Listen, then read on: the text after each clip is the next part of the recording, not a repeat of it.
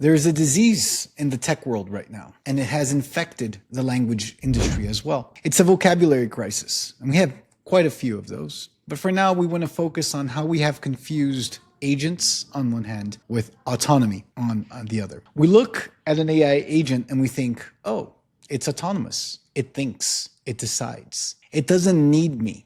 That is a lie, and it's a dangerous one. So when we think about from a philosophical perspective, where the word agent comes from, an agency means it's really ownership over one's own actions. And an agent, when it comes to an AI perspective, is something very different. Autonomy is just a setting on a dashboard and a machine to execute a task. Agency is the reason the task exists in the first place. So in an engineering, machine learning context, autonomy and agency are very different than from a philosophical perspective. When I think of agency, I think of authorship. When we're talking of agents in this AI context, we're talking about things that do complicated operations on behalf of a human. Doesn't mean that there's any real agency there, and I think that's a very important distinction. Today, I'm going to walk you through a technical paper written by our Director of Software Engineering, Vanilson Burégio, on agentic AI workflows. And I'm going to show you why the single-shot prompt is for gamblers, why agents are actually just glorified interns, and why the future of our industry doesn't belong to the people who use AI. It belongs to the architects, the auditors, and the creators who tell the AI where to look, what to do. So let's break the machine. Let's start with the basics. What is an agent? Most people treat ChatGPT like a slot machine. You put a coin in the prompt, you pull the lever, and you hope for a jackpot, a perfect translation or a perfect response for that. Vanilson calls this direct generation or single shot. And I think this is something I also want to explore just a little bit. There's so much emphasis in single shot, right? You see all these people.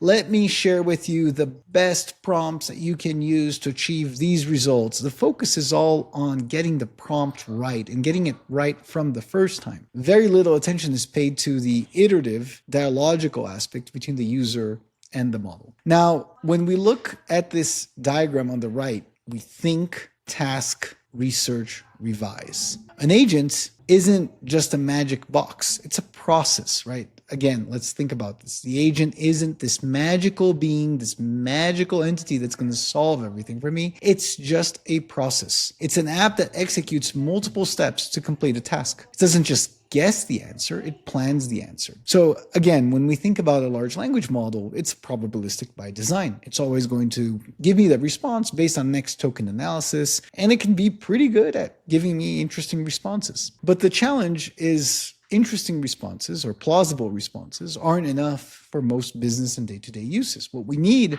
are actually things that we can use. And to have things that we can use, we need multiple processes. For instance, cross-referencing things that are being found, looking for alternative points of view, going into the details, right? The activities that people would normally do in order to triage to make sure that what they're getting as a response is actually something that makes sense. That's what an agent does. It goes through more processes, more iterations to arrive at an answer than a single shot prompting approach. When we think about this as an example, right? Let's think about an agentic trip planning process. If I ask you to plan a 5-day trip to Tokyo, for instance, do you just blurt out an itinerary in 0.5 seconds? No, you'd be hallucinating.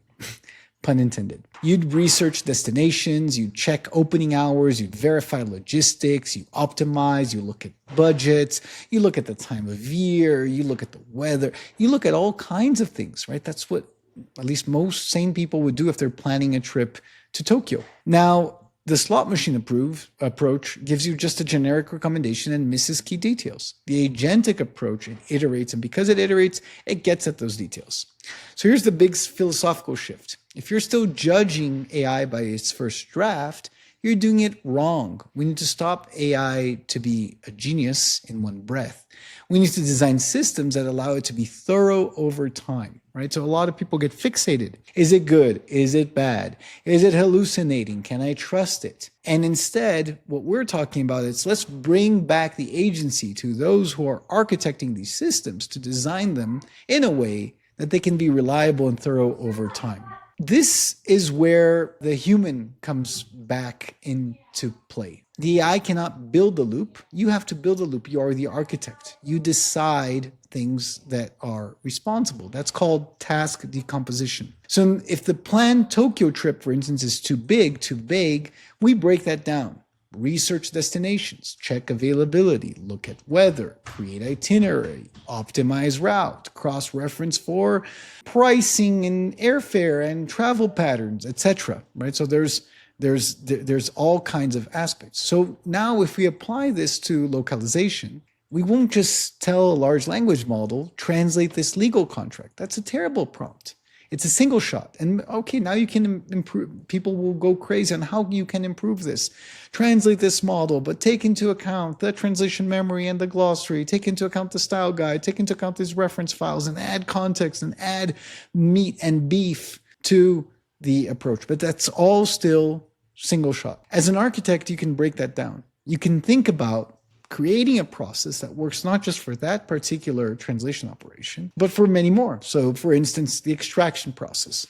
You can identify useful context, whether in the form of translation memories or glossaries. You can perform an analysis on the source where you're looking for potential ambiguities, potential issues that will create translation issues in the future. So you can anticipate those. You can begin drafting, not as a final process, but as an iterative process, and reflecting over the translation process itself, using translation smells, for instance, in Bureau works, to critique the terminology, the tone, the style, the consistency, the choices, right? And that's just a few examples of how you can break that down. And the key question that Vanilson asks here is, can each step be done by LLM, code, function call, or tool? So for instance, if you're searching for attractions, that's great. That's a web API.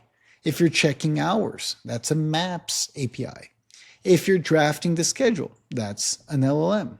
What's the takeaway, right? The AI doesn't know how to solve the problem. It just knows how to predict the next token. You define the how. You're the engineer of the workflow. Now, if you think you needed to wait for GPT-5 or 6 to solve your problems, that probably means that you're lazy. Look at this chart, for instance. They took a coding benchmark, GPT-4, the smartest model, using single shot prompt, 67% rate. GPT 3.5, the dumb model, using an agentic loop, 95% success rate. So think about it, right? The smart model is outperformed by the quote-unquote dumb model when it's working in agentic loops, which means the process, the overall framework that's being used, is as or more important than the model itself. A lot of people are overemphasizing the importance of working with the best model, the most advanced. And it's a lot more about architecting processes and workflows that achieve the goals that you're looking for. And again, if you think about back to the parallel, the workflows that you need to find and create a good itinerary for your trip to Tokyo are very different than the workflows that you need to create a good translation. Did you catch that? It's a dumber model running a smart loop beats the smarter model trying to do it all at once. Process beats raw intelligence every single time. This is super important. We need to pause here. This destroys the idea that AI will replace us because it's getting smarter. No. AI becomes useful only when we wrap it in architecture. An autonomous agent that is smart but has had a bad workflow is just a hallucination engine. A limited agent with a great workflow is a production tool. Again, another parallel, right? Is it better to have someone who's very smart and rogue and just doing everything out of their own head in a company, for instance, as an agent? Or do you want people who are able to follow processes that have been consistently and thoroughly engineered for the successful outcome of those tasks in that company? Sure. You could argue that eventually it's interesting to have a rogue agent every once in a while, but it's not sustainable. It's not scalable. It's not going to produce the kind of company that you want. We've architected the flow, and now we need to manage the quality. And this is where you become the auditor. So Vanilson describes this in 4 different patterns, but reflection is the game changer. Look at the flow. We generate V1, we critique the plan, we generate V2. In the example, the agent critiques itself. And this is where it's so cool, right? You can create reflective agents. It's an inefficient route, for instance. Akusa and Sensoji are in the same area. It fixes its own logic before you even see it. And that's something that's super important. It's about improving the quality of information before you even have to evaluate with that, because that's going to greatly decrease your cognitive burden. In Bureau works, we call that translation smells. We build agents that sniff. They look at the text and say, hey, this tone is too formal. Hey, there's a gender bias here. But here's a crucial distinction between autonomy and agency. The machine has the autonomy to flag the error. It has the autonomy to suggest a fix. But does it have the agency, and now this is the agency in the philosophical sense, to decide if the error is actually a creative choice? No. That's where you're the auditor. You set the rules of the reflection. You define what a critique looks like, and ultimately you decide if the machine is right. So finally, let's talk about creation. We're moving away from generalist models. You can't just hire a generic employee and say, hey, run my business. You need specialists, a coder, an agent, a research agent, a marketing agent. But where do these specialists come from? They come from skills. Skills are modular units of procedural knowledge. They encode how to do things, not just what to say. So look at this code structure, skill.md, for instance. Instructions, examples. Who writes this? You do. You are the master creator. You have the right to write the handbook. You have to define the org-specific context. If you don't define the skill, the agent is just a chatbot. If you do define the skill, the agent becomes an operational extension of your will. We aren't just using AI, we're equipping AI. So let's go back to the disease, right? That fear that autonomous agents make humans irrelevant. Vanilson's paper shows us that autonomy is just a spectrum of tool use. It can be less autonomous, like a fixed sequence, for instance. Search this, do that, and you're done. Or highly autonomous, like dynamic planning, for instance. So let's say it begins to search the trip, but then it realizes that ticket prices are very high for that particular date and time, and it looks at other dates and times, right? That would be a more autonomous process than one that just brings back the information that you're looking for. It's a degree, if you think about autonomy, it's a certain degree of freedom. But nowhere in this paper does it say agentic intent. The machine can think, process, research, retrieve, and revise, edit, but it cannot care. The future, it belongs to the architects who break down the problems, to the auditors who verify the reflections, to the creators who build the skills. Machines, they should live in loops. They should thrive in the probable. But you are the breaker of loops. You shouldn't just let the vocabulary scare you. Build the agent. Don't be replaced by it. I've linked Vanilson's full paper below. It's dense, it's brilliant, and it's the blueprint for how we work in 2026. Read it and then go build something. Thanks for watching, and leave your comments below. Thank you so much.